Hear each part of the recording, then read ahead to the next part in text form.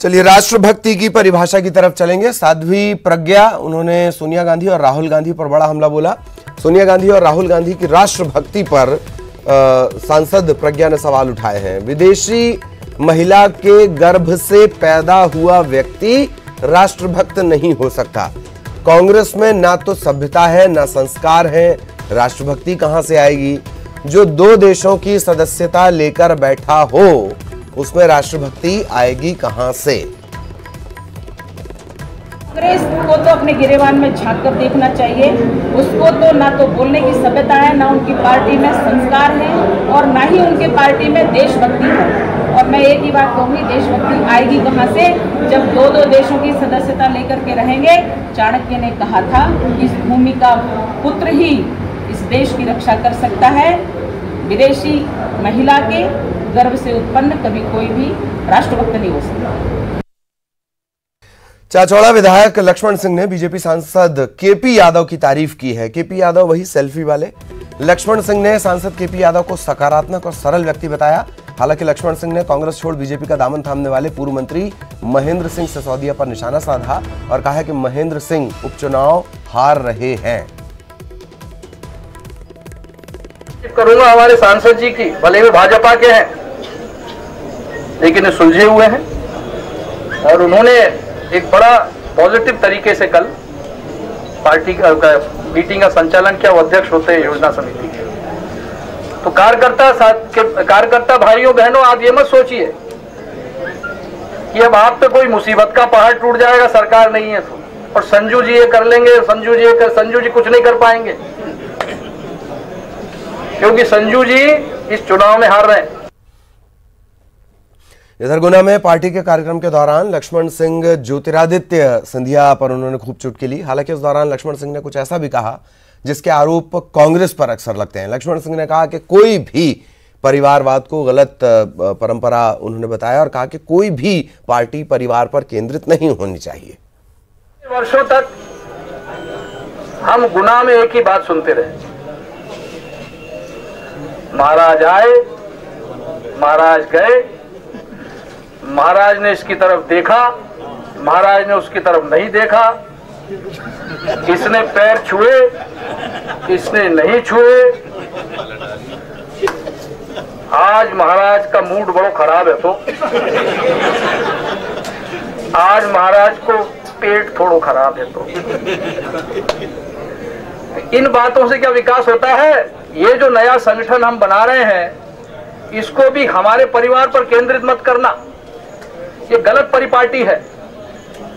कोई पार्टी किसी परिवार पर केंद्रित नहीं होती है।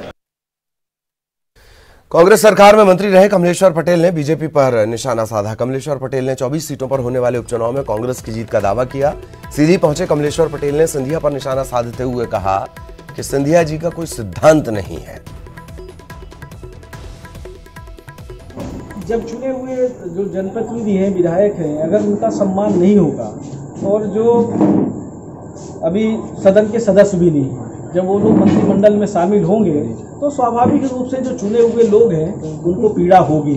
और जब पीड़ा होगी तो शांति से तो नहीं बैठेंगे, कुछ न कुछ हम समझते हैं कि हलचल भी होगी। और दूसरा, उपचुनाव को होने दीजिए, उपचुनाव होने दीजिए। 24 की 24 जगह कांग्रेस पार्टी का प्रत्याशी जीतेगा, क्योंकि वहाँ जनमत कांग्रेस पार्टी के विधायक को दिया था, ना कि व्यक्तिगत दिया था। सीएम भूपेश बघेल ने चार्टर्ड अकाउंटेंट्स से बातचीत की और उसमें अर्थव्यवस्था पर कोरोना संक्रमण के प्रभाव को लेकर मंथन हुआ। इस दौरान सीएम बघेल ने कहा कि कोरोना संक्रमण का हर क्षेत्र में प्रभाव पड़ा है। आम आदमी से लेकर सरकार की अर्थव्यवस्था तक इससे प्रभावित हुई है। इस मौके पर बघेल ने कहा कि प्रदेश में 5 लाख से ज्यादा प्रवासी मजदूर आए, लेकिन यहां बेहतर व्यवस्था होने की वजह से सबसे कम मजदूर लौटे। इतना ही नहीं, लॉकडाउन खत्म होने के बाद सबसे पहले छत्तीसगढ़ में उद्योग धंधे शुरू किए गए, जिससे यहां मजदूरों को काम मिला। मनरेगा में भी मजदूरों को काम मिला। किसानों को प्रोत्साहन राशि दी गई। सबसे ज्यादा गन्ना खरीदी छत्तीसगढ़ में की गई।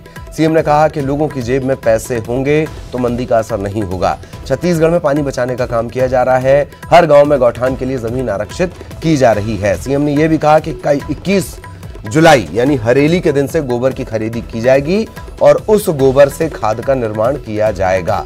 मंत्रिमंडलीय समिति गोबर के दाम तय करेगी। खबर जम्मू कश्मीर से। जम्मू कश्मीर में सुरक्षा बलों को बड़ी कामयाबी हाथ लगी है। अनंतनाग में 3 आतंकी ढेर कर दिए गए हैं। अभी भी मुठभेड़ जारी है। जिले में मोबाइल और इंटरनेट सेवाएं सस्पेंड कर दी गई हैं और बड़ा अपडेट हम आपको दे रहे हैं। जम्मू कश्मीर में सुरक्षा बलों को बड़ी कामयाबी। अनंतनाग में 3 आतंकी ढेर कर दिए गए हैं और अभी भी ये ऑपरेशन चल रहा है। मोबाइल और इंटरनेट सेवाएं सस्पेंड कर दी गई हैं।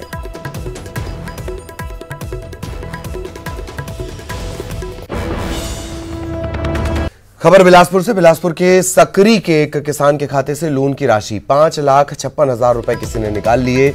इस मामले में सिविल लाइन पुलिस ने 420 के तहत अपराध दर्ज किया है। जांच शुरू कर दी गई है। एक टीम गठित की गई है।